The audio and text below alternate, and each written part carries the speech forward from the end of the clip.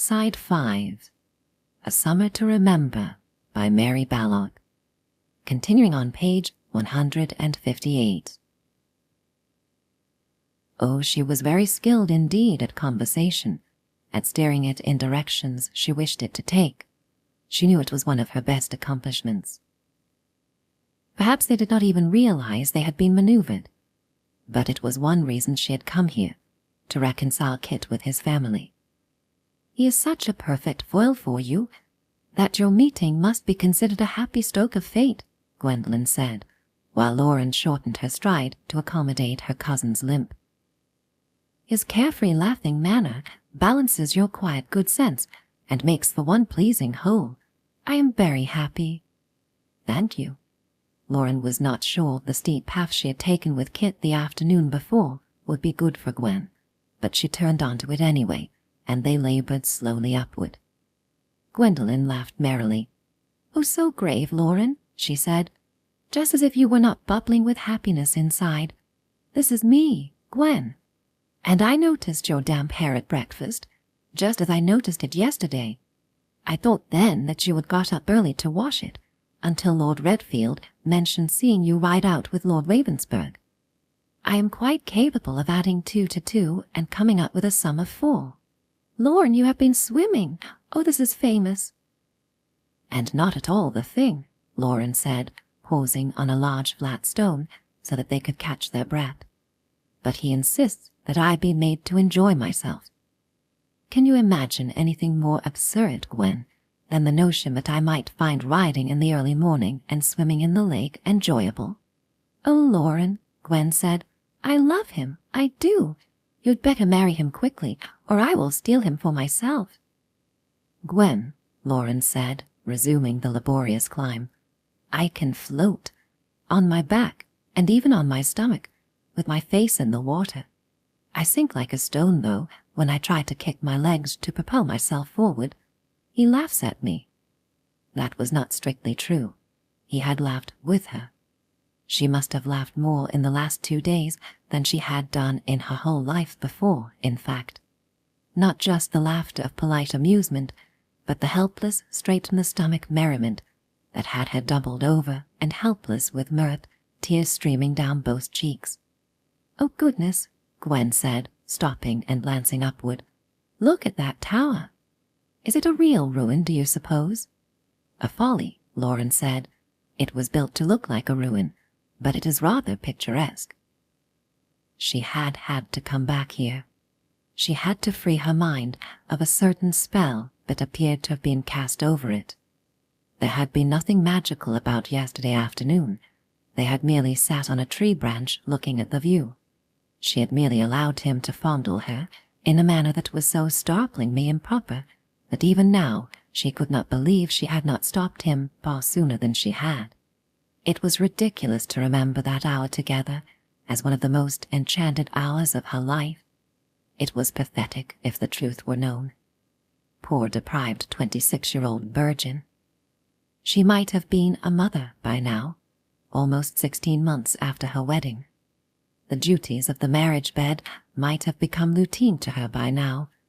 She might have been proof against such foolish, unidentified yearnings as had kept her awake half the night before. Though she had not been the only one up, she had seen Kit walking in the darkness outside, striding down the driveway and across the bridge until he had passed from sight. We came up here yesterday, she told Gwen. We climbed high enough to see over the tops of the trees. Gwendolen looked up. The view from the top must be breathtaking, she said, but I would rather imagine it than see it. I believe I will sit down on the grass for a while. She was looking at the tower. I mean the tree, Lauren said. We climbed up the tree. The branch on which they had sat did not look so very high when viewed from the ground, but it was certainly high enough, higher than the tower. Her knees turned weak. Gwen looked and chose to be amused again. You really are in love, she said. Neville and I could never persuade you to do anything remotely daring when we were all younger. Oh, Lauren, what a relief it is to be able to mention his name to you without fear of seeing that stricken look in your eyes, so quickly veiled even from me, and to be able to mention Lily. She really is a joy, you know. I saw them the day after they announced to Mamma and me that she is increasing. They were down on the beach, and Lily was twirling about and about on the sand, her arms stretched to the sides, without either a bonnet or shoes and stockings, while Neville stood against the great rock, his arms crossed over his chest, laughing at her. I did not intrude. Lauren drew a slow breath and set her palm against the great trunk of the old oak. It was not painful. It was not. She will be a good mother, she said. The magic was still here this morning. She closed her eyes. He was not nearly as big as Neville. She had always thought she liked big, tall men. But she sat against Kit so very comfortably. He had lovely hands, not large, but nimble, strong, expressive. They had felt good. He ought not, and she ought not to have allowed it. He had held her breasts, and for a moment it had felt so right. And he had put one of his hands there. But instead of feeling horror, she had felt pleasure, and something more than pleasure. But that had not been the magic. Not really. There had been the exhilaration, the sense of daring and achievement, the sense of safety despite danger. She would trust him with her life, she realized suddenly. And there had been the laughter. Ah, yes, the laughter. The seductive enchantment of sheer joy. "Shall we sit for a while?" Gwendolen suggested. Something Lauren had not noticed the day before was that both the hill and the trees fell away behind the slope they had climbed. The drop was a steep one, allowing for only a few hardy shrubs to cling to its side.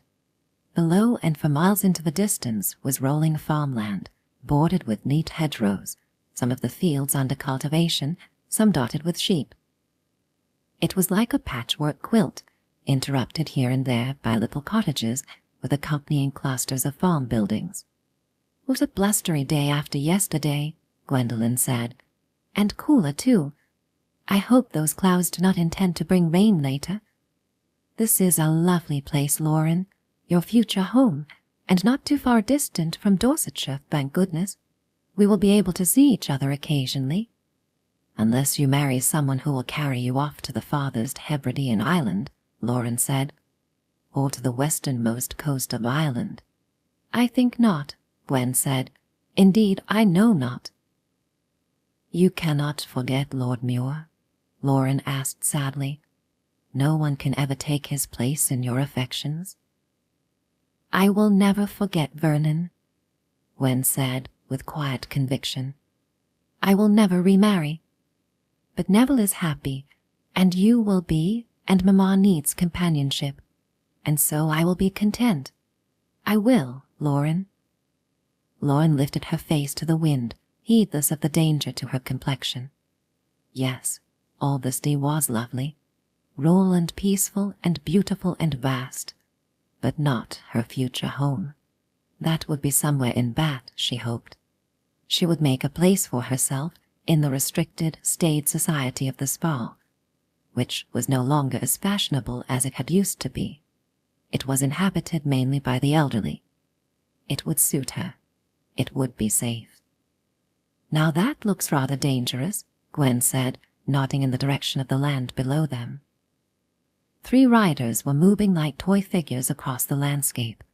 They were not following any road or lane, but were riding a more or less straight course across the fields. They were moving at speed, galloping neck or nothing, in fact. If they encountered a stone or a rabbit hole in the uneven ground that was common to most fields, they would be down in a moment, injured and very possibly killed. Even as they watched, the riders made straight for a hedge and soared over it. Gwen sucked in her breath, but they landed safely on the other side and galloped onward. "One of them is a woman," Gwendolen said, with long fair hair streaming out behind her. "Lady Freya Bedwyn," Lauren said, "with Lord Ranulph and Lord Alleyne. If I'm not mistaken, they are riding in this direction. They must be intending to call at Alvesley." "The lady Lord Redfield intended for Lord Ravensburg?" Gwendolen asked, shading her eyes with one hand and squinting more intently at the riders. "Gracious, Lauren, she's not wearing a hat, and her hair is down. Was she call on the Countess looking like that?" "I believe so." She was riding side saddle, but she was doing so with consummate skill. Lauren felt unwilling admiration. "Is she beautiful?" Gwen asked. "No, not beautiful," Lauren said. Indeed, her first impression had been that Lady Freya was remarkably ugly. "She has a bold, dark-complexioned face with a prominent nose and dark eyebrows, quite at variance with the color of her hair. She is handsome." That was not quite the right word either. There was something about her, some charisma that Lauren knew she herself could never acquire, even if she lived for 1,000,000 years. "And so are her brothers, if my guess is correct," Gwen said. "Are they really going to Aldersley? If so, Lord Ravensburg's insistence upon calling in person at Lindsay Hall yesterday, and yours upon accompanying him, seem to have brought about the desired results." "I am glad then," Lauren said. "Neighbors ought not to be at variance with one another." She could picture Lady Freya and Kit riding side by side, galloping stride for stride, soaring over hedgerows together, laughing, careless of danger. They were surely perfect for each other, and surely must still love each other. Certainly Lauren felt no doubt that the lady's behavior yesterday had been occasioned by severely disappointed hopes. But perhaps not disappointed forever, she thought, watching the riders disappear around a bend in the hill in the direction of the Palladian Bridge.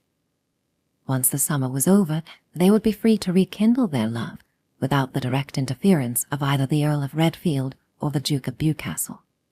By Christmas they would probably be married. He would be happy. He would have made up his quarrel with his father and would have overcome the awkwardness with his brother. He would have recovered the love of his heart. By Christmas she would be established in Bath. The thick band of clouds, which had been drifting closer for an hour or more, finally obscured the sun. Lauren shivered in the sudden chill. The Earl of Redfield had decided to take his son not just to the hayfield as planned, but on a general tour of the home farm. He talked determinedly and impersonally for most of the morning about crops and drainage and cattle and wages and a dozen other related topics. They stopped occasionally to talk to workers. Kit had the distinct impression that his father was uncomfortable with him and did not know how to deal with him on any personal level. But he understood. He felt the same way. He had been a cavalry officer for 10 years. He knew, of course, how to take orders. Even as a lieutenant colonel for the last year and a half of his service, there had always been superior officers. But in the main, he had been the one in charge, the one who issued orders, the one who bore all the responsibility of seeing them executed. That had been particularly true of his numerous missions as a reconnaissance officer, when he frequently had to make his own difficult and momentous decisions. He had made a name for himself in that capacity. He had been daring and ruthless, but utterly practical and trustworthy. He had been the one chosen for all the most seemingly impossible tasks. He had always found a way to do what had to be done. He had felt like a man very much in command of his own life. It was only with his family that he had ever felt gauche and worthless. With his family he had been a massive failure, beginning with Sydenham's intrusion upon his other life, but only beginning there.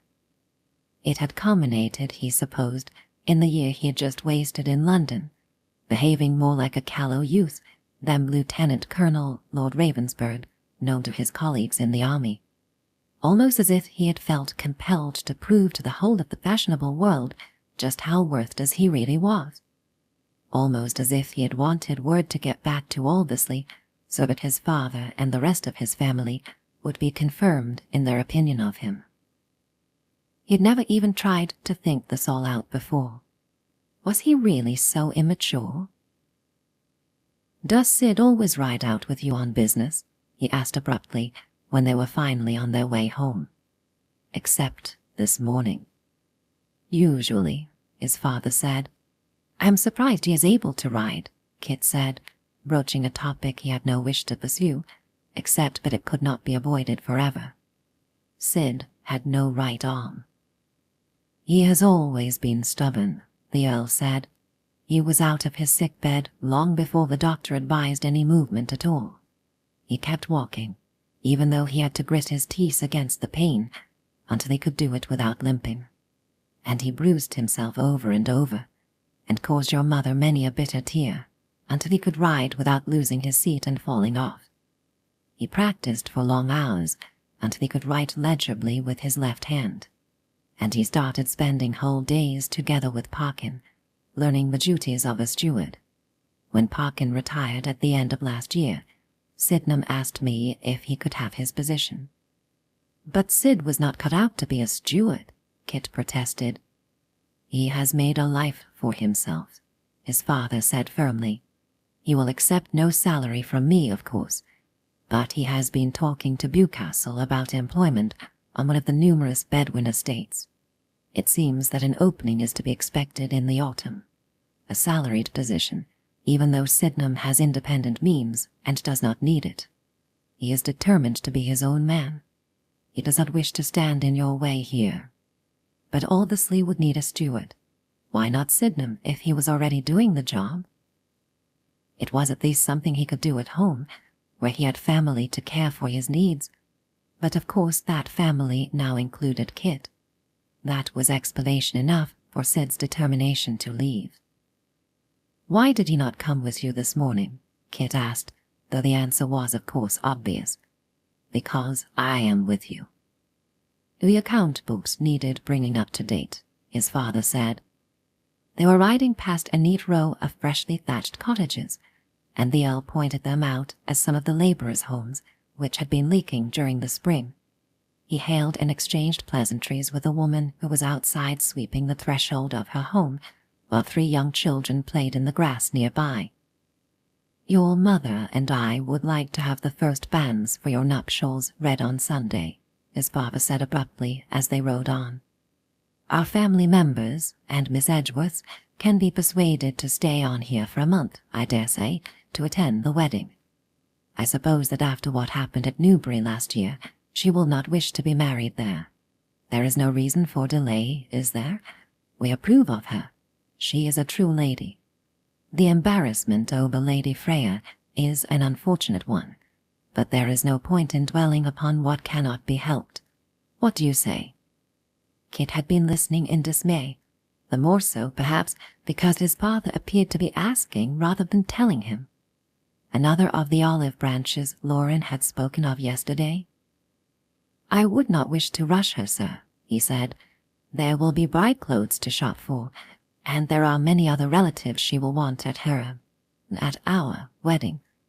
The Duchess of Portray, her aunt, for example. The lady is to be confined soon, within the next month or so, I believe. We were thinking more of a winter or perhaps a spring wedding. I just do not want your mother or your grandmother disappointed again, the Earl said. Again? Was he talking about Jerome and Freya? Of course he must be. But no one had mentioned Jerome's name since Kit's return home. He could not mention it now. Neither, it seemed, could their father. They rode through the village in heavy silence, and spoke with false cheer to the porter, who opened the gates for them, and delayed them for a few moments, while he squinted upward at the heavy clouds, and speculated upon the likelihood of their lordships getting rained upon before they reached the stables. I would rather not have the idea of bans pressed upon Lauren too soon, sir, Kit said, as they rode onward into the darkest shade of the deer forest. She suffered a severe and humiliating disappointment last year. I want all to be perfect for her this time. The thought does you credit, his father said. God help him. But he really did want that, Kit thought. Absurdly, he believed he would gladly give his life to make something perfect for Lauren. Perhaps he would find pardon and peace if he could bring about her happiness. But he could do just that, he thought rather bitterly. He could set her free. By the time they rode clear of the trees, an occasional large spot of rain splashed down onto them. Pretty soon it was going to be raining in earnest. "We had better make a dash for it," the Earl said, looking upward. He added rather stiffly, "Ish has been a good morning, Ravensburg. She is a true lady." Yes, it had not escaped Kit's notice either that they owed this morning together, Earl and heir together as they ought to be, to Lauren's gentle manoeuvring last evening. He smiled ruefully as he urged his horse to a gallop and clattered over the bridge in his father's wake. The guests began arriving in the rain soon after luncheon. Lauren spent much of the afternoon in the great hall, with the Earl and Countess, with the Dowager Countess and Mr. Sydenham Butler, and with Kit, receiving the visitors, being presented to all of them, trying to impress names and exact relationships upon her memory. It was not easy. It might have seemed impossible if she had not trained herself long ago, when she had expected to spend her adult life as the Countess of Kilbourne, with all the duties of a hostess.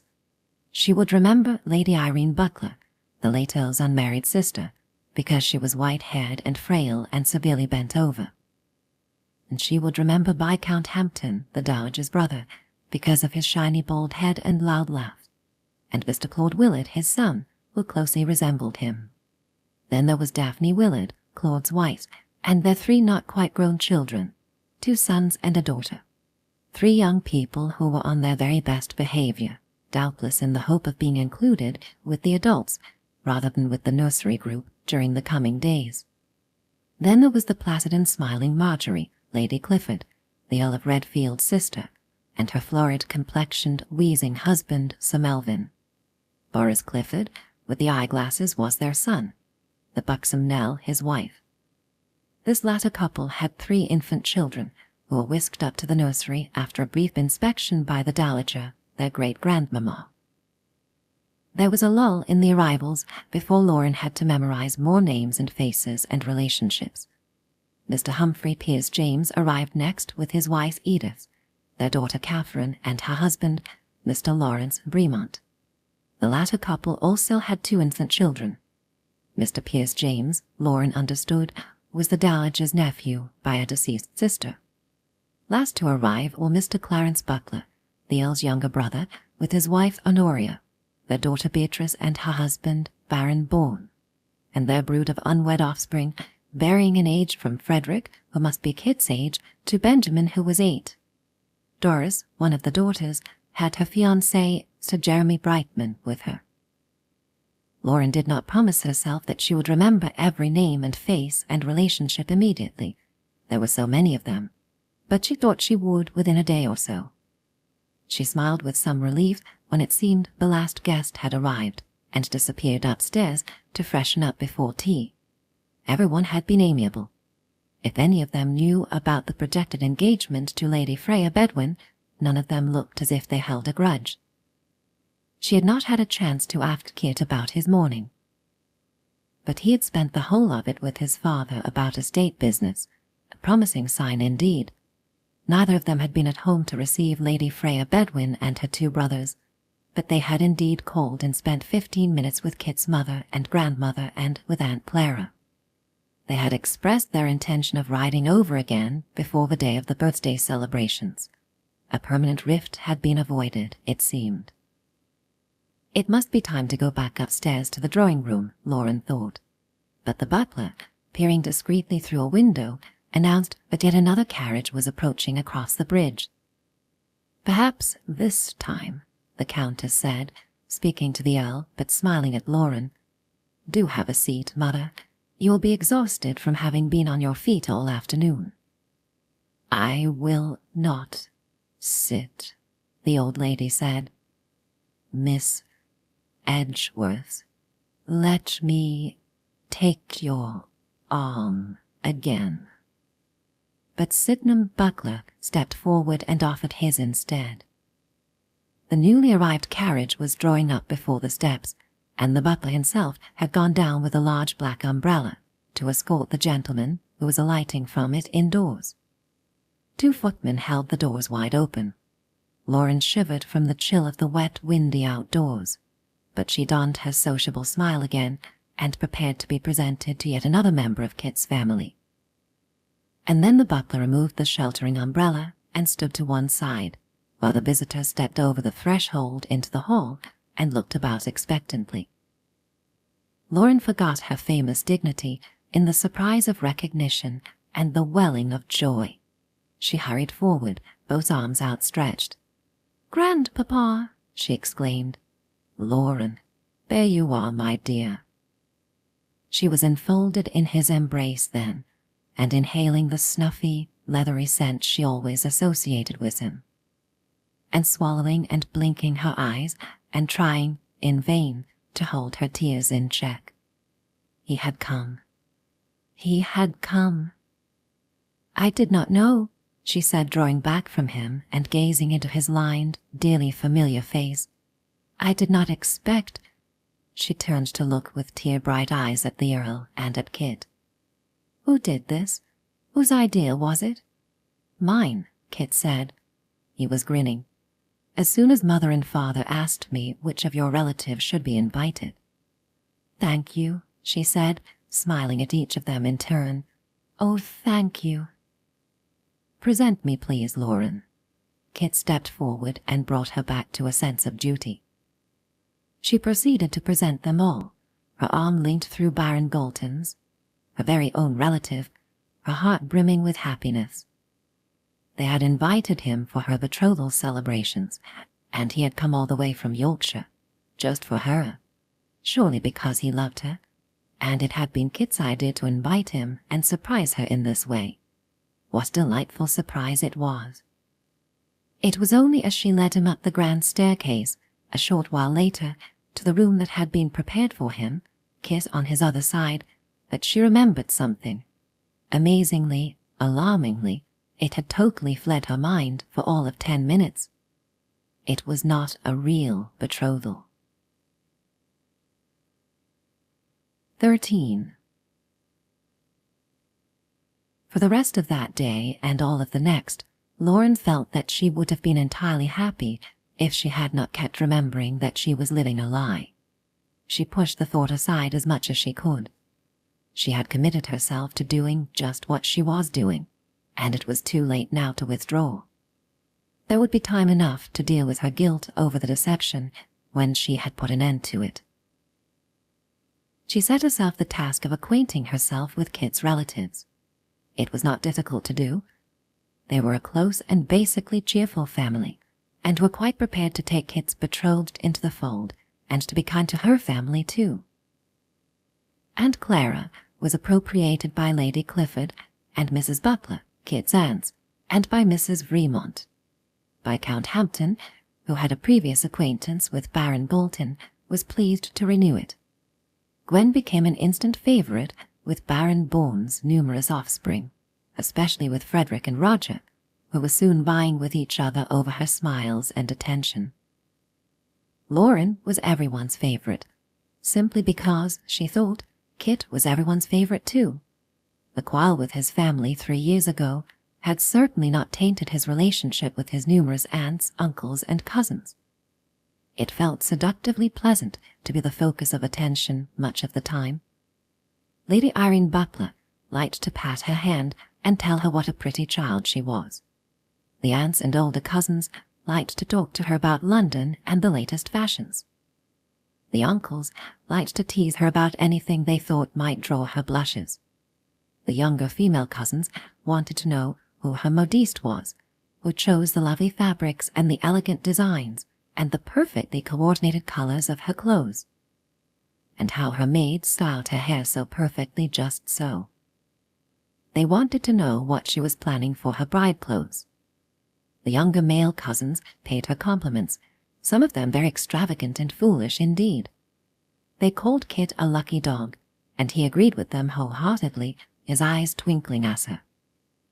The young mothers took her to the nursery to meet their children, assuming that she liked infants. She was rather afraid of them, in fact, having had little to do with children during her adult life.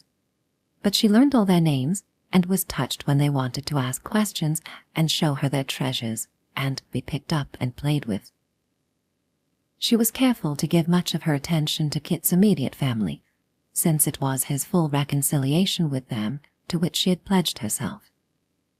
The Earl of Redfield was inclined to look favourably upon her, she believed, and he and Kit were no longer avoiding each other, even if they were still treating each other with a somewhat stiff cordiality. The Countess was pleased to accept the help she offered. Apart from all the plans for the birthday itself, there were meals and activities and floral arrangements to think of each day, with such a large number of guests. Although she was perfectly capable of handling everything alone, she seemed grateful to listen to a second opinion on some details and even a few new suggestions. The Countess seemed well inclined to treat her elder son with affection. Lauren had grown truly fond of the Dowager Countess. It was never any trouble to walk with her, or to sit and listen to her. The old lady's left hand was stiff and curled inward as a result of the apoplexy she had suffered, but it was not quite paralyzed. Lauren took it in both of hers the evening after everyone's arrival and massaged it gently, opening the fingers back with her own. It felt good, Kit's grandmother said, and they smiled at each other. It was for her sake that Lauren felt most guilty, for she believed that her affection was fully returned. It was only with Sydenham Butler that she had so far failed to set up any rapport, or any communication with his brother. She did not see a great deal of Kit, or rather she did, since it rained for the rest of that first day, and most of the second, and everyone was forced to remain indoors, but she did not spend much time in his company, and none at all alone with him. Her swimming lesson had to be cancelled on account of the weather, though why it should be when they were going to get wet anyway, he did not know. He had added over her protests. She missed the morning outing, though, the sheer fun of floating and splashing in the water. She wondered how she was going to do without such activities when the time came, but she determinedly pushed such thoughts aside. They played charades in the drawing-room during the second evening, a game in which most of them participated and which gave rise to a great deal of noisy animation and laughter. The younger people were not willing to see the game end, with the result that they were all rather late going to bed. Lauren sat with Gwen for an hour after that, as she did most nights, talking. It was after midnight when she returned to her own room, and even after that she did not go immediately to bed, but blew out the candles and stood at the window, brushing her hair, enjoying the sight of the moon and stars again. The rain had stopped late in the afternoon, and the clouds had finally moved off. Was he sleeping? She knew that, like her, he suffered at least sometimes from insomnia. She had seen him more than once outside the house after everyone was in bed. On that one occasion, he had walked off down the driveway until he had been lost to sight. He did not seem like the sort of man who would have trouble sleeping. He seemed always to be cheerful and laughing. But she knew, too, that the outer appearance was in some ways not the real Kit. There were depths to his character that he hid carefully from the view of most of his acquaintances. What troubled him enough that he could not sleep? It was as if her thoughts conjured him. He appeared below her on the terrace, wearing breeches and top boots and a riding coat, rather than the evening clothes he had been wearing an hour or so ago.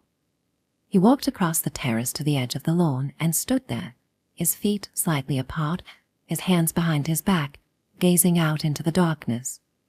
He looked lonely. Perhaps he wanted to be lonely, or at least alone. Perhaps he treasured times like this, when everyone else was supposedly asleep, and finally he could enjoy an hour of solitude. Or perhaps insomnia had driven him outside, and perhaps that sleeplessness was caused by a troubled mind. Perhaps he was tired, restless, unhappy, in need of a kindred soul to listen to him, or be silent with him, a sympathetic presence. Or perhaps it was she who needed company. It would be terribly improper to go down and join him. Even if they were truly betrothed, it would be improper before they were wed. But she was growing mortally tired of propriety, of her prim devotion to a way of life that put all the emphasis upon what was correct rather than upon what one's heart knew ought to be done. Perhaps the heart was a poor and unreliable guide for behavior, but so surely was cold, blind propriety. She was hurrying into her tiny dressing room even as she was thinking. If he did not want her, he could tell her to go away. She would not stay out long anyway. She would just stand beside him for a while and they would talk. Perhaps then he would be able to sleep. Perhaps then she would. Descending the stairs and crossing a hall in the dark was no easy matter, and all the time she was afraid that perhaps he had gone out a different way, and she would find the doors bolted and impossible to open.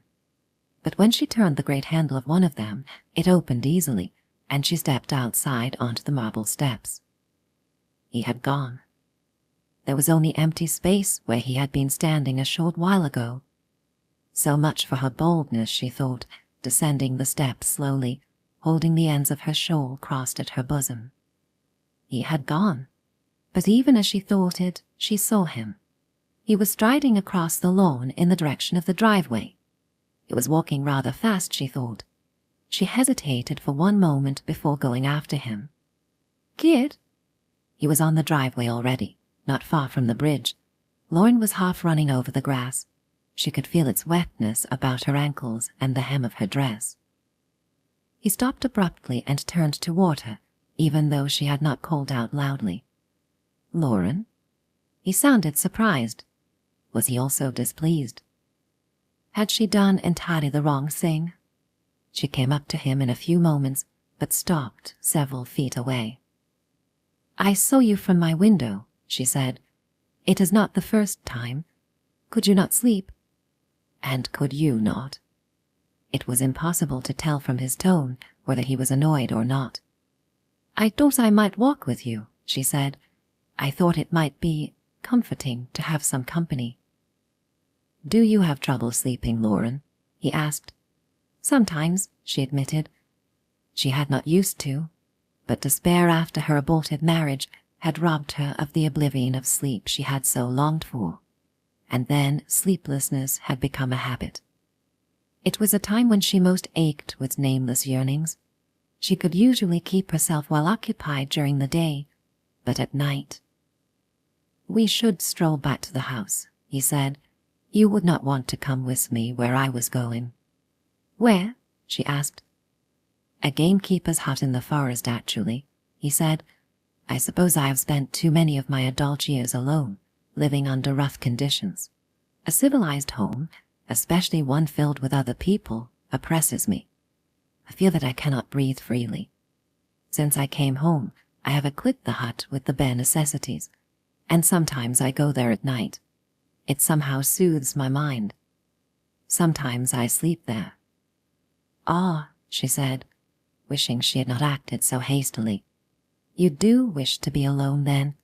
I am sorry. And you do not need to walk back to the house with me, kid. Really you do not. Good night. I will see you in the morning. Will we swim?" He did not answer immediately. She felt awkward, rather humiliated. She turned to hurry away, but his voice stopped her. "I would like you to come with me," he said. "Truly?" She looked back at him. "You need not say so just to be polite, kid. I do not wish to intrude." But he was smiling at her and looking his usual self. "Truly." She walked beside him, holding her shawl. He did not offer his arm. "What sort of troubles keep you from sleep?" he asked her. She shook her head. "I don't know." "What happened last year?" he suggested. She shook her head again. "I don't know." "What masks we were," he said. No one looking at the beautiful and dignified Miss Lauren Edgeworth in Lady Mannering's ballroom a couple of months ago would have suspected that she nursed an utterly shattered heart. I am sorry that I did not have the sensitivity to know it or even suspect it. I am so very sorry, Lauren. "It was my life that was shattered more than my heart," she said, "but looking back, I am not sure." "Of what?" They were walking through the Palladian Bridge. She could hear the water rushing beneath it. "I am not sure it was quite the disaster I thought it at the time," she said. "I was only half a person at that time. Don't ask me to explain, Kit. I am not sure I know quite what I mean myself. Life was lived by a rigid set of rules. It had a set pattern. But that is not real life, is it? At some time, surely I must have woken up to that fact. Life could not have continued placid and perfect to the end. And maybe placidity and perfection did not go hand in hand anyway, although she had used to think so." He looked curiously at her, but they did not speak again. Soon after they crossed the bridge, they reached the trees, and he took her arm and turned off the driveway. It was very dark among the trees. She would have been totally lost and not a little frightened if his own steps had not been sure.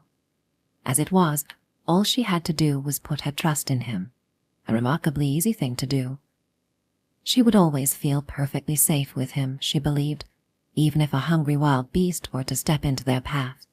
She smiled to herself at the thought. She had no idea how he found the house in the dense darkness, but he did. He felt along the top of the lintel, produced a key, and turned it in the lock. He left Lauren standing on the threshold and went inside. A few moments later, the feeble light of a lamp sprang to life, and she stepped into the small wooden cabin and closed the door. He was on one knee, setting a light to the fire that was laid in the small grate. It was a remarkably cozy interior. There was a low bed covered with blankets, an old wooden rocking chair, and a roughly hewn wooden table with a single chair pushed beneath it. There were 2 books on the table and the lamp. Apart from those things and a rush mat on the floor, the hut was bare. "Take the rocking chair," Kit said. He had pulled the top blanket from the bed and was spreading it over the bare wood. "Thank you." She sat down, and the chair rocked gently beneath her weight. Kit sat on the side of the bed, his arms across his spread knees, his hands dangling between. It was an informal, relaxed pose. Lauren smiled at him, relaxed back in the chair, and closed her eyes. It was not a cold night, but the warmth from the fire felt good. She listened to the crackling of the kindling. "Why do you have trouble sleeping?" she asked. "Sleeplessness is a defense against nightmares, I suppose," he said, "though not always a conscious one." "Nightmares?" "You would not want to know, Lauren," he said, but he continued speaking anyway. "I became a military man because it was what my father had always planned for his second son, and it was my personal choice too. I can't remember a time when I did not dream of becoming an officer and distinguishing myself on the battlefield. I was not disillusioned after my commission was purchased for me either. The life suited me. The tasks at hand were ones I could do, and do well. I jumped at the opportunity to become a reconnaissance officer when it came my way, and I never regretted my choice. Selling out last year was a hard thing for me to do. In some ways I felt that I was giving up a part of my identity. And yet, the rockers of the chair squeaked. It was not an unpleasant sound, it was almost lulling. "And yet?" she asked. "And yet it involved killing," he said. "I lost count long ago of the number of men I have killed. There are all sorts of ways of justifying killing in war, of course. It is a kill or be killed situation. It is most comforting, though not often possible, to think of the enemy merely as a mass of evil monsters who deserve no better than death. Certainly when one is a soldier, one must find a way of overcoming one's scruples and simply do what must be done. But the faces of dead men come to me in my nightmares. No, not dead, dying. The faces of dying men. Ordinary men with mothers and wives and sweethearts at home. Men with dreams and hopes and worries and secrets. Men like me. In my worst nightmares, the man who is dying has the face of the man I see in the mirror every day." "And so, you prove that you are human," she said. "War would be truly monstrous if it destroyed all horror of killing." But it would be easier to sleep if one were an unfeeling monster, he said. She had never thought to wonder if men's minds were permanently damaged by the atrocities of war.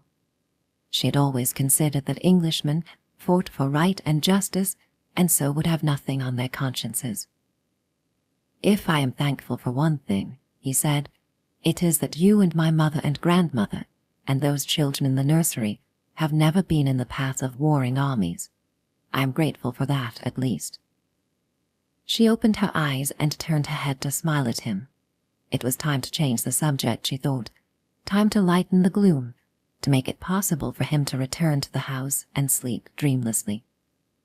"What a delight the children are, Kit," she said. "I have not encountered many since I was a child myself.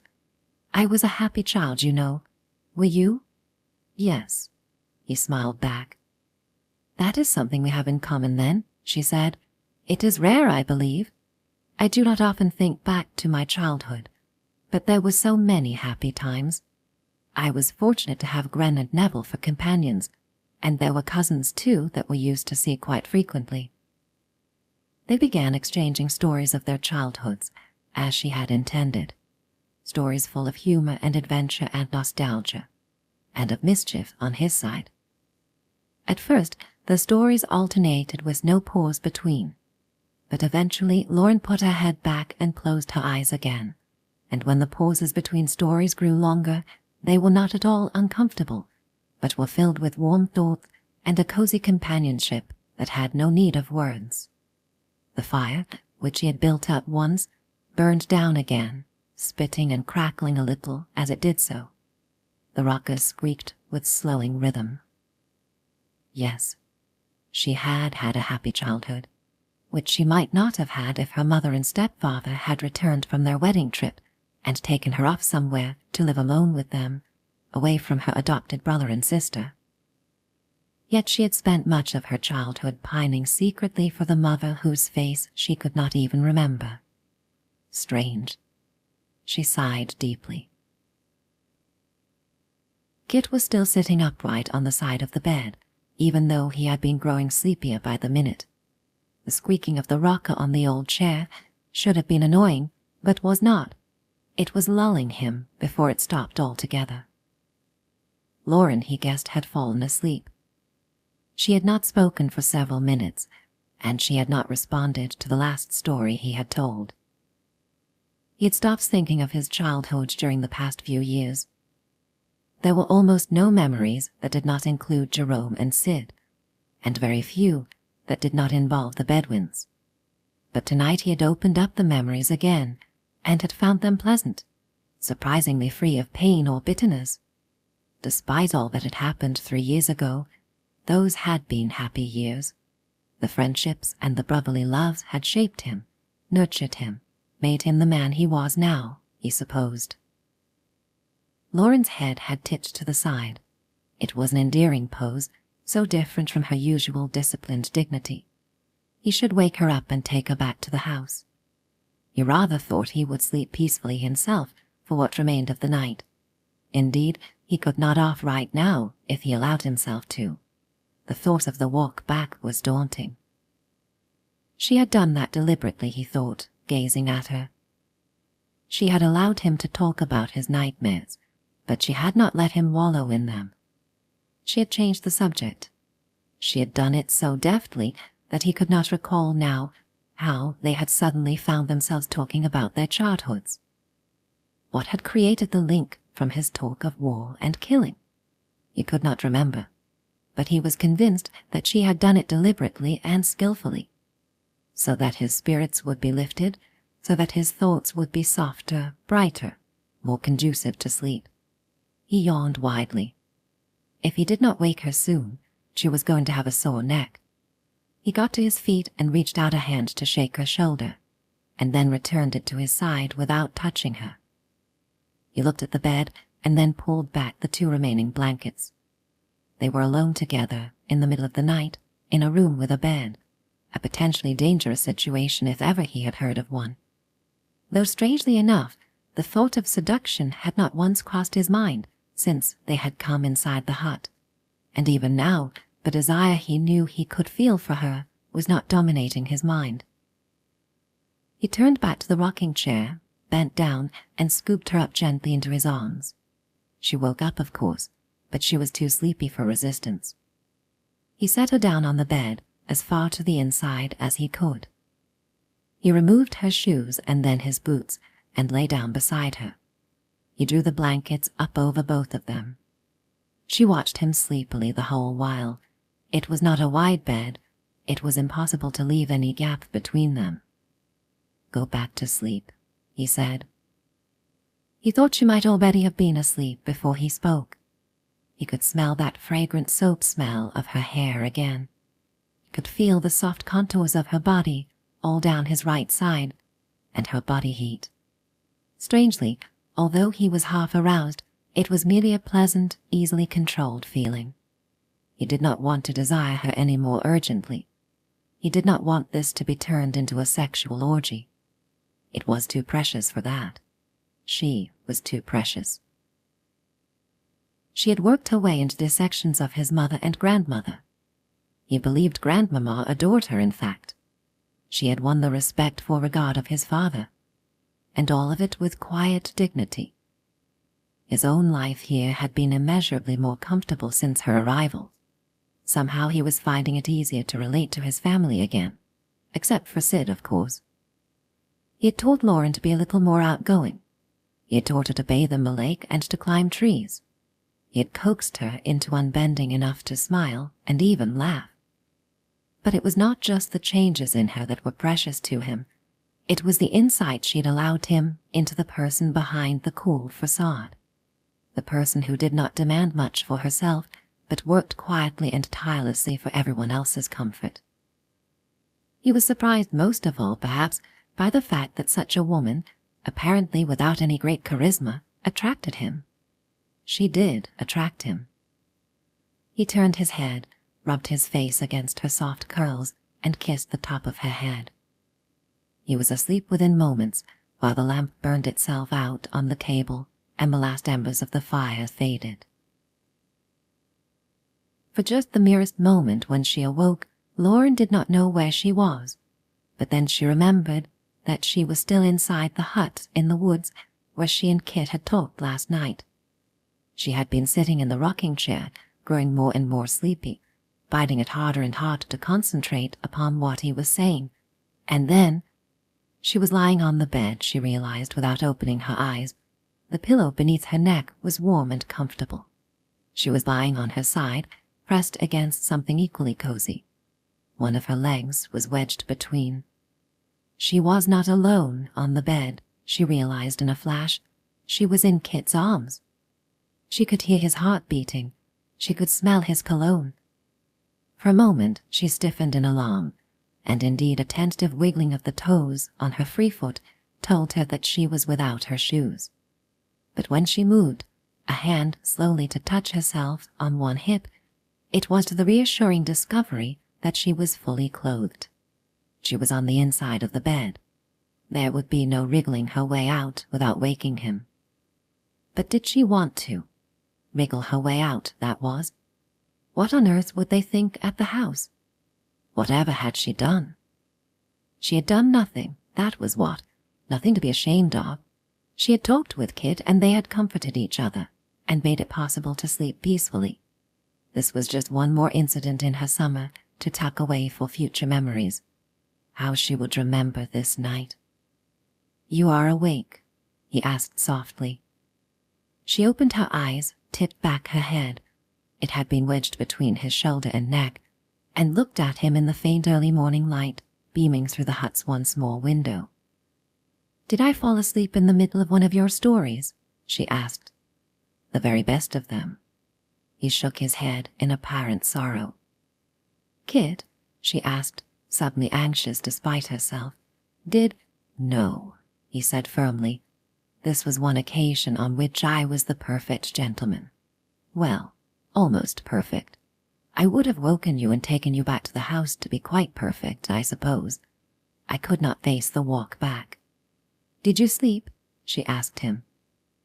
"Like a baby." She saw the flash of his grin in the near darkness. Thank you, Lauren, both for listening and for being here. He was a man who needed to be listened to, she thought. He was not the uncomplicated, carefree man she had judged him to be on first acquaintance. However are we to get back to the house without being seen? She could feel herself flush. Why would we arouse suspicion by even trying to creep in unseen? He asked her. We will walk boldly up the driveway, and anyone who sees us will assume we have been out for an early walk. He withdrew his arm from beneath her head and rolled away to sit on the edge of the narrow bed, his back to her. He set his elbows on his knees and pushed the fingers of both hands through his hair. He looked rumpled and undeniably attractive. Lauren could hardly believe she had spent the night in bed with a man. Even more amazing was the fact that she was feeling no shock, no horror, no sense of humiliation. It would be as well for this masquerade to end as soon as possible, she thought, as he got to his feet, and she felt beside the bed for her shoes. She was turning into a wanton.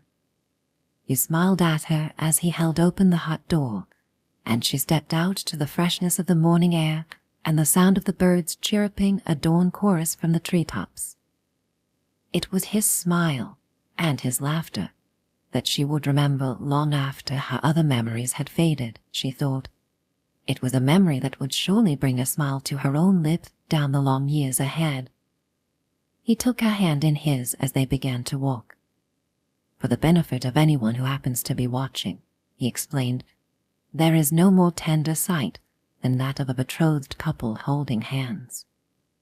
Kate, she said reproachfully, but she made no effort to pull her hand away. 14. The sun was shining the next day, and it was possible to seek amusement outdoors. Lauren herself did not go out until afternoon, if one discounted a walk with Kit back to the house from the gamekeeper's hut at a little after 6 in the morning. She helped the Countess look over her plans for the birthday celebrations and offered to take over some of the responsibility for the daytime events. She spent an hour in the nursery at Nell Clifford's invitation, and she sat conversing for a while, first with her grandfather and then with the Dowager and Lady Irene. A group of the younger people had agreed to go riding in the afternoon. They were loud in their insistence that Gwendolen and Lauren accompany them. Gwen was quite firm in her refusal, but Lauren's objections were overridden. "Oh, do come," young Marianne Butler begged. "I want to see your riding habit. I'll wager it is ravishing." "Ladies do not make wagers," her brother Crispin reminded her, and won for himself a rude, cross-eyed stare, which Lauren pretended not to notice, and which she was surprised to find amusing. "Of course you will come," Daphne Willard said briskly. "If it is to be just the very young things, I will have no one sensible to talk to." "And Kit will pine away if you are not there," Frederick Butler added, "and likely fall off his horse." "We would have to carry him back on a door," Philip Willard said, adding to the nonsense. "Of course Lauren will be coming," Kit said with a grin. "I have promised to make this summer more enjoyable for her than any other she has known. How can one enjoy oneself if one does not get out for at least one respectable gallop?" She looked reproachfully at him, but he was his usual merry-eyed self today, and there would be no reasoning with him, she knew. The stomach fluttered with awareness when she remembered that she had spent the night with him, pressed against his warmth, listening to his deep, even breathing the few times she surfaced to near consciousness. She had slept with him. How much more scandalous could her behavior become this summer?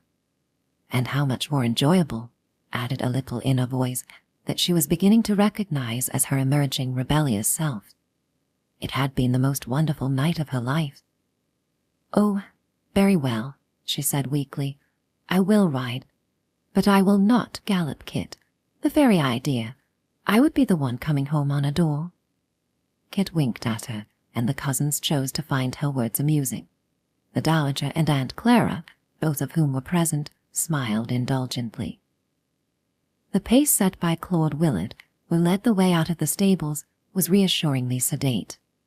Lauren rode between Marianne, who lamented the fact that she did not have the figure to wear anything as divinely elegant as Lauren's riding habit, and Penelope Willett, who wanted to know, among numerous other things, is the gentlemen in London were more handsome than those in the country. It was a novel, rather pleasant experience to Lauren to be the admired idol of young girls who were not yet out. Kit was riding a little way ahead, in the midst of a group that was indulging in a great deal of laughter. He did glance back quite frequently, though, to smile, and to check to see that she was still firmly planted on her horse's back, Lauren wondered, but she was beginning to enjoy both the ride and the company. Until, that was, Lady Freya Bedwyn and Lord Ranulph hove into sight, also on horseback, and chose to join the party after exchanging loud greetings with the group, with all or most of whose members they appeared to have an acquaintance. Suddenly, and without knowing quite how, Lauren found herself riding between the two of them. "You really do ride, then, Miss Edgeworth," Lady Freya observed, controlling with consummate skill her magnificent spirited mount, which was clearly accustomed to a far quicker pace. "And with a remarkably elegant seat," Lord Ranulph added, his mocking eyes sweeping over her and making of his words a double entendre. "I expected to find you at Aldersley, hard at work on your sampler," Lady Freya said. "Indeed," Lauren replied coolly. "How very peculiar." "You are exposing your ignorance free," her brother told her. "You and I know but only very little girls work on samplers. Miss Edgeworth doubtless graduated long ago to tassing and weaving and lace-making and knitting and knotting and all those other fascinating accomplishments that true ladies spend their time so usefully about." "Oh, do you do all those things, Miss Edgeworth?" Lady Freya asked. "How you put me to shame. I always find them so dull." "Fortunately," Lauren said, "the world offers enough variety of activities to suit every taste." "Well, my taste does not run to crawling over the earth's surface when I have a good mount beneath me," Lady Freya said. "If we were to go any more slowly, we would be in danger of going backward. Race with me, Miss Edgeworth. To the top of that hill," she pointed with her whip across the pasture they were traversing, to a hill maybe a couple of miles distant. Lauren rather thought it was the hill behind Aldersley on which the wilderness walk came to an end. "I'm afraid I cannot oblige you," Lauren said. "This pace suits me admirably." "I must confess, Miss Edgeworth," Lord Ranulph said, lowering his voice, the mockery in his eyes turning to laughter, "that a slow ride can occasionally be every bit as satisfying as a vigorous gallop to the finish, provided the mount is worth the effort of restraint, that is." It could not possibly mean, but Lauren had no chance to digest her shock. Lady Freya had raised her voice to command the attention of the whole group. "Miss Edgeworth will not race against me," she cried. "Will no one accept my challenge? Kit, you could not possibly say no, though on that horse you would not be able to beat a mule to the top of the hill." "Ah, a challenge," Lord Ranulph murmured. Kit was grinning. "You are going to have to eat those words within a few minutes, Freya," he said. He made an extravagant gesture with one arm. "Lead the way." A few of the cousins whooped with enthusiasm as Lady Freya dug her spurs into her horse's side, and, bent low over her side saddle, went streaking off in the direction of the hill. With a laugh, Kit went after her.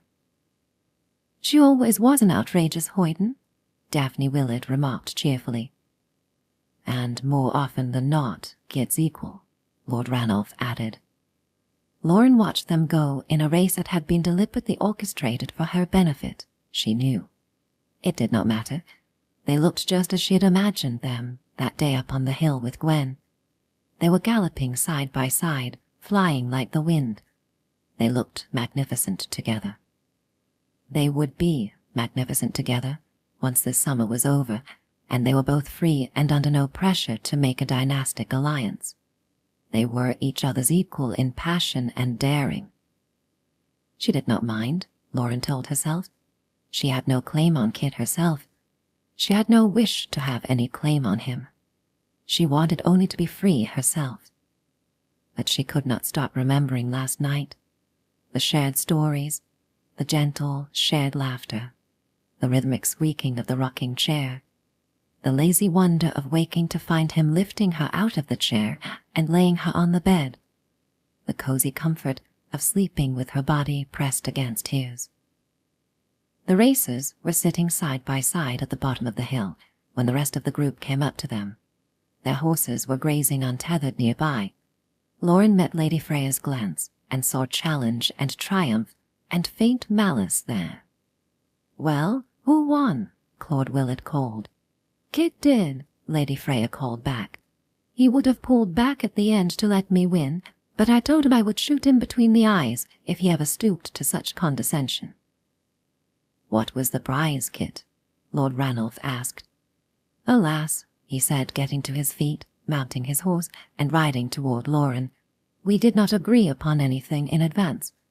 Now, if no one has any objection, my betrothed and I would like a little time alone together."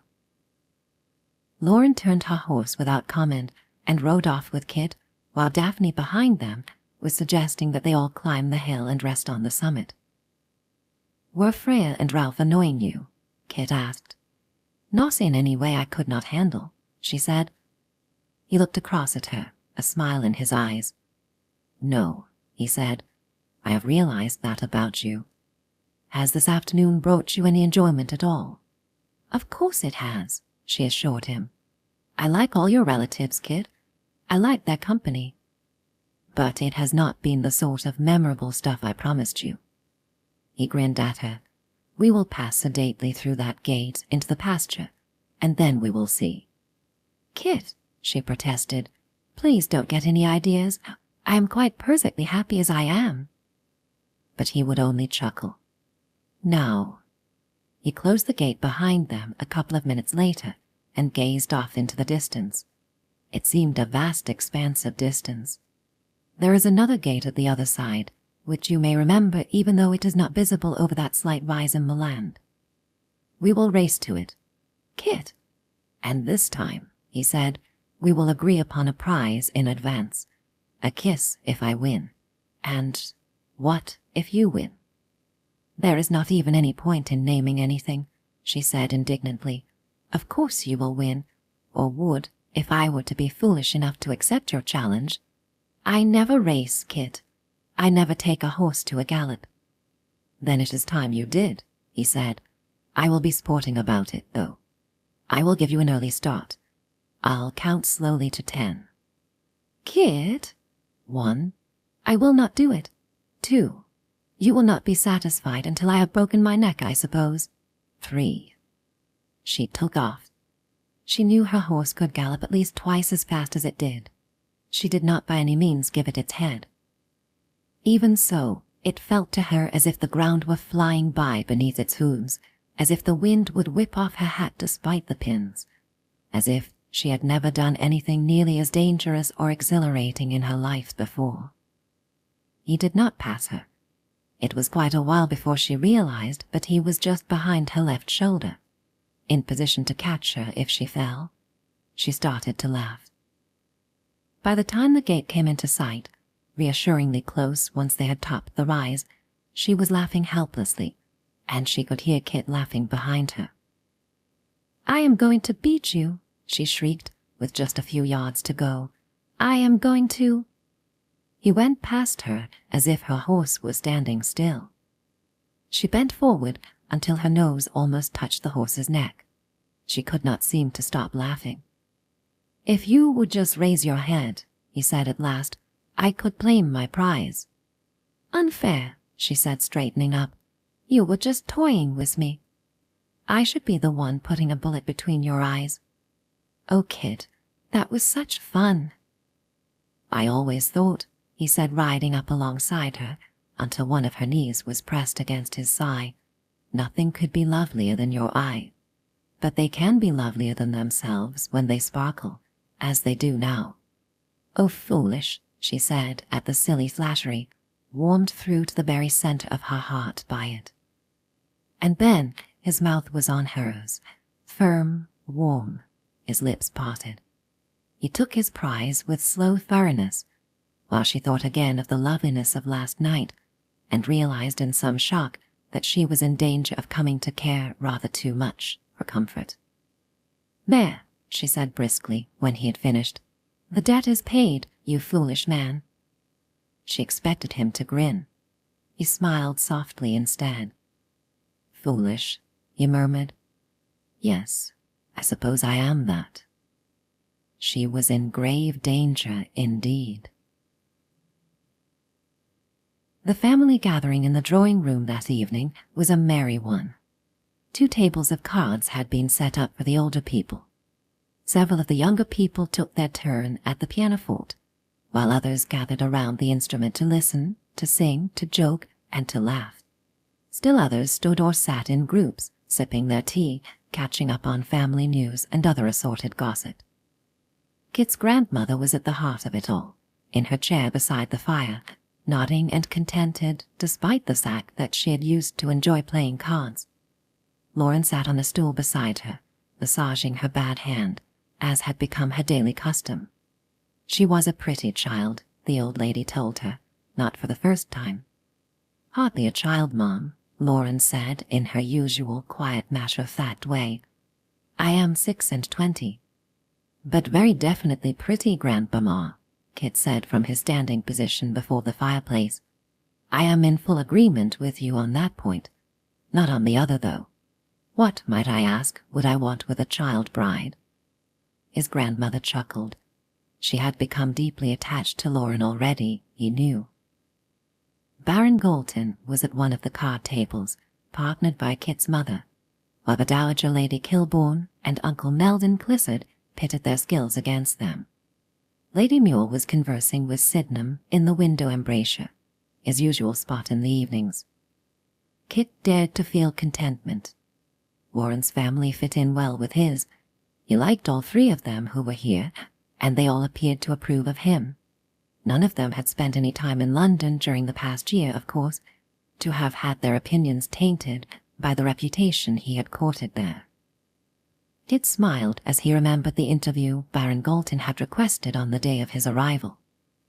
He had subjected Kit to a far more thorough grilling than Portfray had, asking about his military credentials, his present aspirations, and his future prospects. Kit had even found himself, rather foolishly under the circumstances, asking the old man formally for Lauren's hand. Just as formally, Baron Bolton had granted it.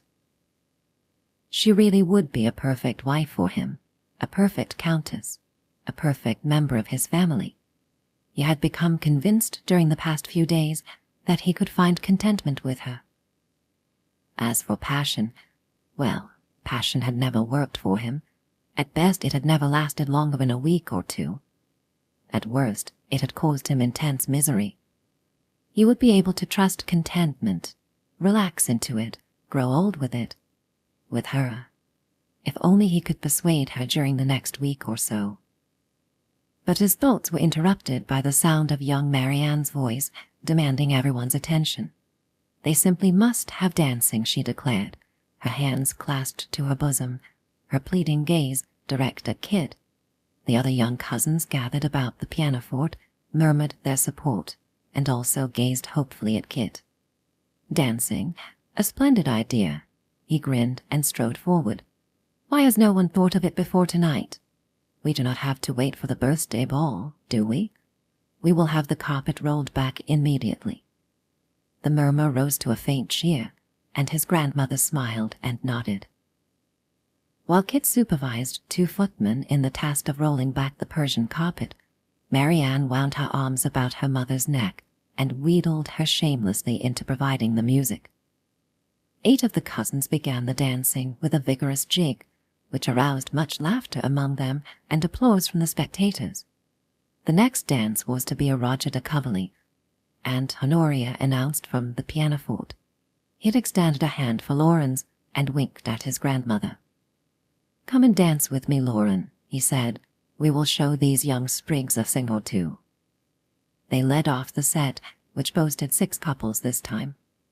He'd only ever waltzed with Lauren before, but she was an accomplished country dancer too, he soon discovered.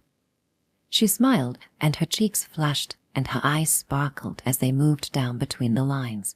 she along the gentlemen's side, he along the ladies', twirling each member of the line about alternately with each other. It was only after they had led the lines around the outside of the set and had formed an arch with their hands for everyone else to pass beneath that he realized all other activity in the room had been suspended. The card games and the conversations. Everyone was watching, not just the dancers in general, but him and Lauren in particular. The newly betrothed couple, Kit with his beautiful bride-to-be. He sensed approval and affection emanating from them, and he felt something a little warmer than contentment as he remembered her helpless laughter, her flushed cheeks, and her bright eyes this afternoon, and her softly acquiescent kiss. You really must prevent her from breaking off their betrothal. They were at the far end of the line again when the dance ended, close to the windows.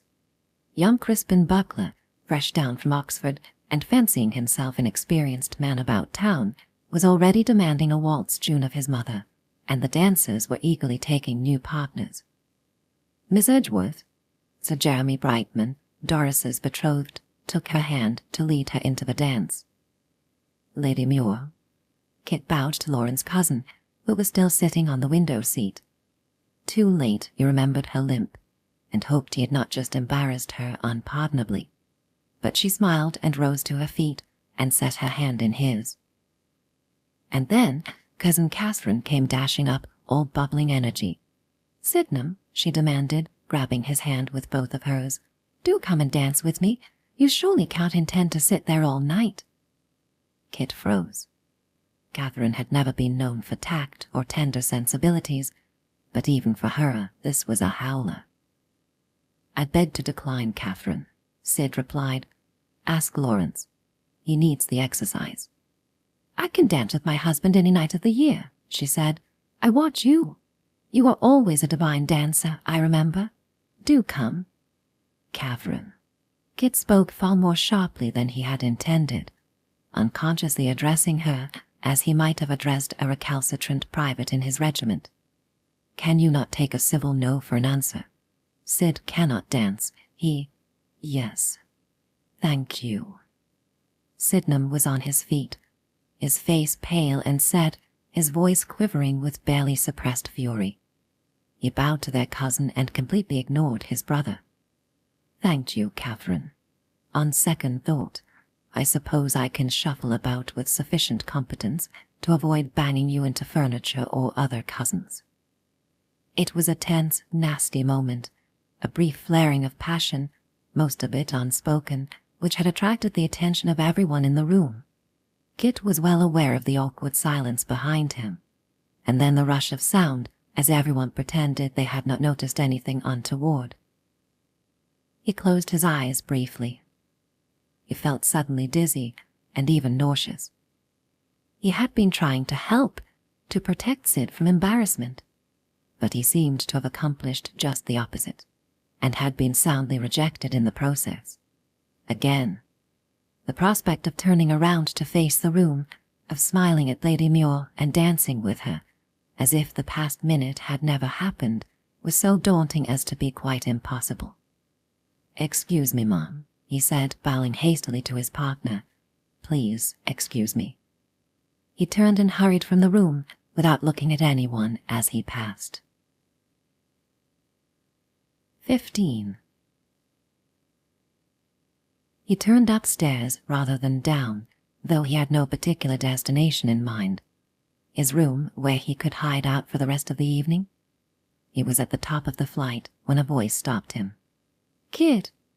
He turned and looked down. She was standing with one slippered foot on the bottom stair, one slim hand on the banister.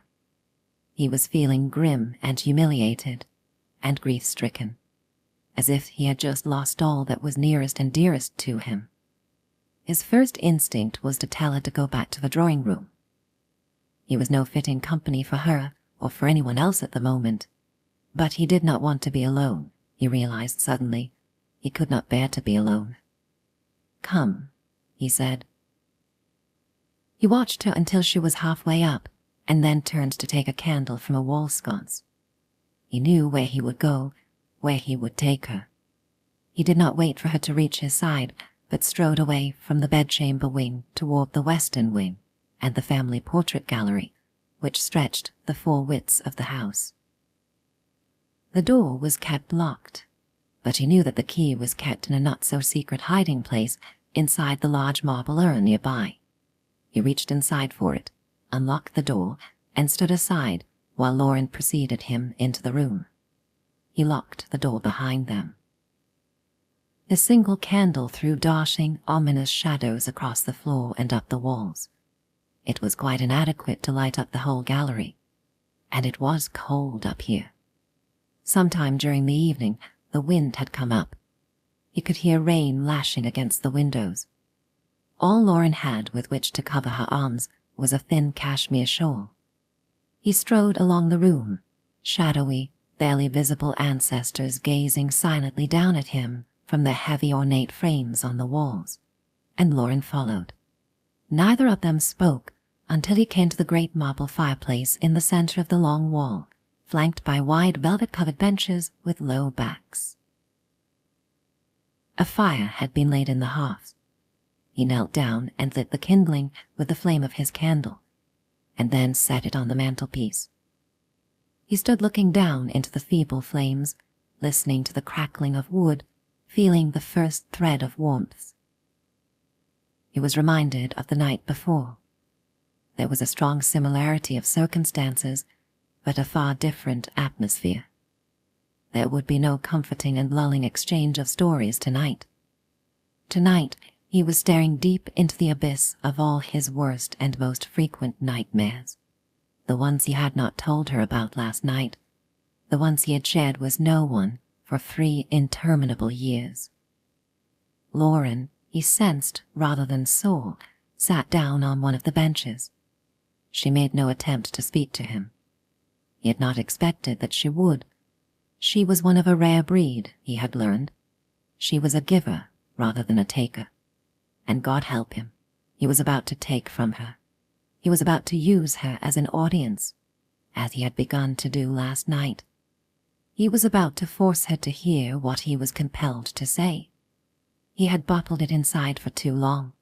He would surely go mad, literally insane, if he did not tell her. He would not allow himself to consider the impropriety of telling such a tale to a gently raised lady.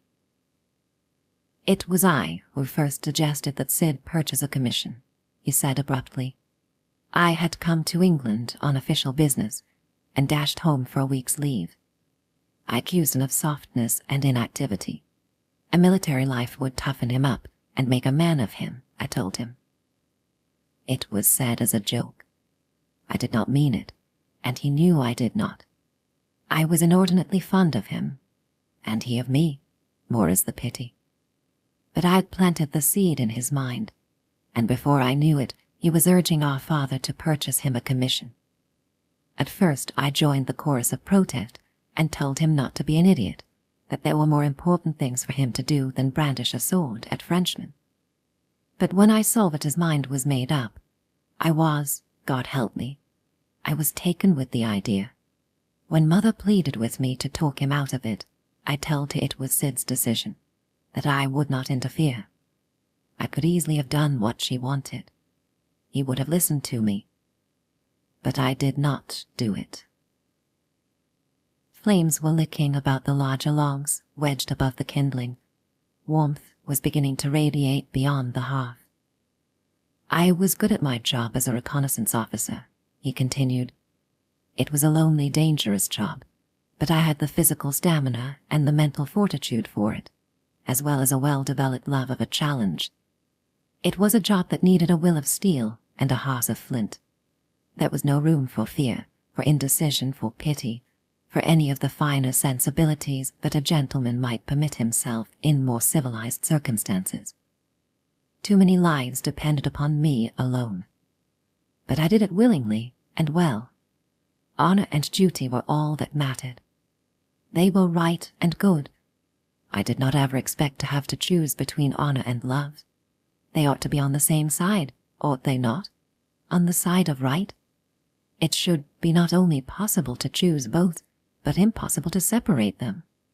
What would you do if they were on opposite sides? Which would you choose?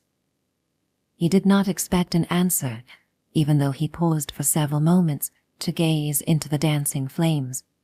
He had almost forgotten that he had an audience, except that he felt all the uncertain relief of finally unburdening himself to another human being. He would take any judgment that might follow. He would take any punishment.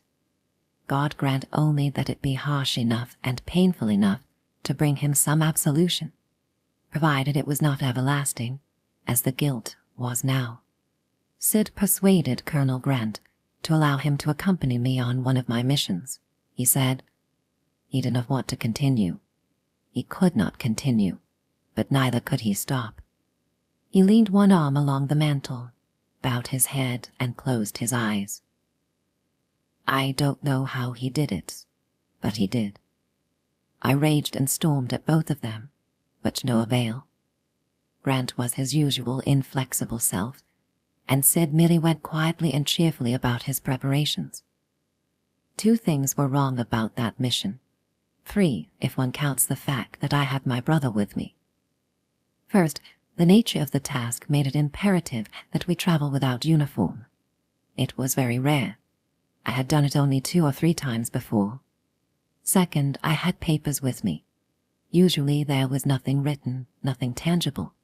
But this time there was. If they had fallen into French hands, well, they simply could not be allowed to do so. That was all. But on our second day out, we became trapped in the mountains of Portugal by a French scouting party. Something which never happened to me before. He curled his hand into a fist and rested his forehead against it. His heart was beating so loudly he could hear it hammering against his eardrums. There was one slim chance of breaking out, he said. Sid was the one who saw it. If one of us created a diversion, something that would mean certain capture, the other might be able to get away.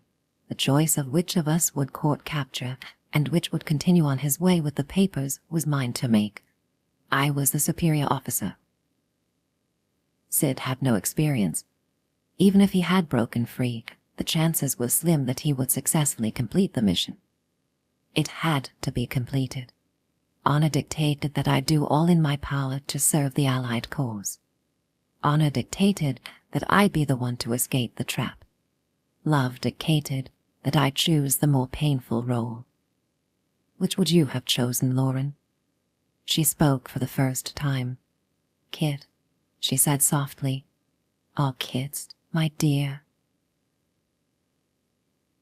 End of side 5. To continue, turn the cassette over.